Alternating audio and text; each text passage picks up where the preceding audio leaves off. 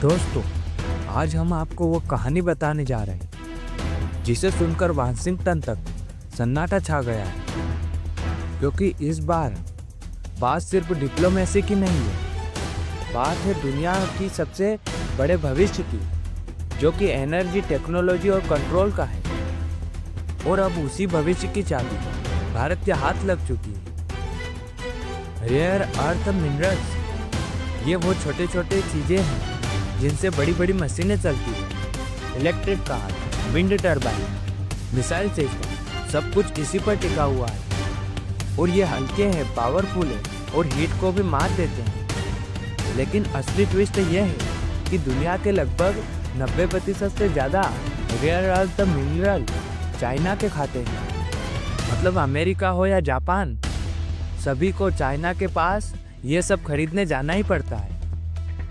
भारत भी अब उन्हीं में था, जब तक कि एक दिन खेल पलट नहीं गया। 2025 की शुरुआत, चीन ने रेयर अर्थ एक्सपोर्ट पर लगाई रोक। और इसका सबसे बड़ा कारण था कि अमेरिका से उसकी तनातनी बढ़ गई थी। और उसने एक नया नियम भी बनाया, एंड यूज सर्टिफिकेट, यानी कि अब जो भी देश रेयर अर्थ खरीदेगा वो यह वादा करेगा कि यह मटेरियल अमेरिका को नहीं जाएगा।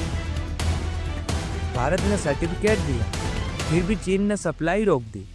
नतीजा हुआ कि ऑटोमोबाइल इंडस्ट्री पूरी तरीके से ठप पड़ गई, ईवी कंपनियां ठहर गई और हर तरफ एक तरीके से बेचैनी का माहौल हो गया।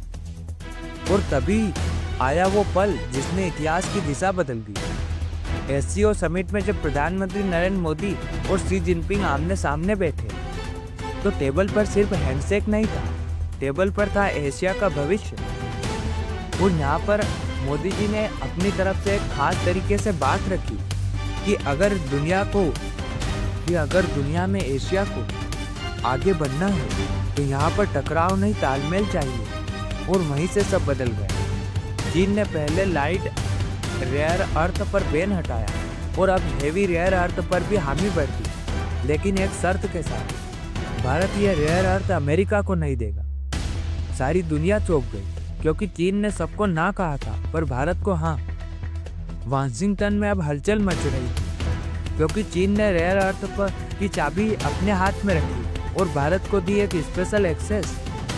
मतलब अब बात साफ थी, अब Bharat rare earth supply chain का नया ट्रस्टेड पार्टनर बन गया और अमेरिका की सप्लाई चेन कमजोर हो गई। यानी कि अब यहाँ पर भी एशिया का नेटवर्क मजबूत हो रहा था। और यहीं से शुरू हुआ वो दौर जब भारत सिर्फ खिलाड़ी नहीं बल्कि गेम चेंजर बन गया। अब जरा यहाँ पर सोचिए, अगर भारत खुद रेयर अर्थ बनाना शुरू कर दे तो क्या होगा। उड़ीसा, केरल, आंध्र प्रदेश रेयर अर्थ के बड़े रिजर्व पहले से मौजूद हैं। जापान से टेक्नोलॉजी ट्रांसफर हो रहा है। सरकार make in India rare earth plant पर काम शुरू कर रही है। मतलब जो चीज़ अब तक चीन के पास थी वो चीज़ अब भारत में भी बनेगी। भारत बनेगा अब एक्सपोर्ट का हब। तो दुनिया का पावर बैलेंस हमेशा के लिए अब बदल जाएगा। रेयर अर्थ की इस जंग में भारत ने साबित कर दिया कि अब चाबी हमारे ही हाथों में है। आपकी इस बारे में क्या राय है, कमेंट में ज़रूर बताइए। जय हिंद।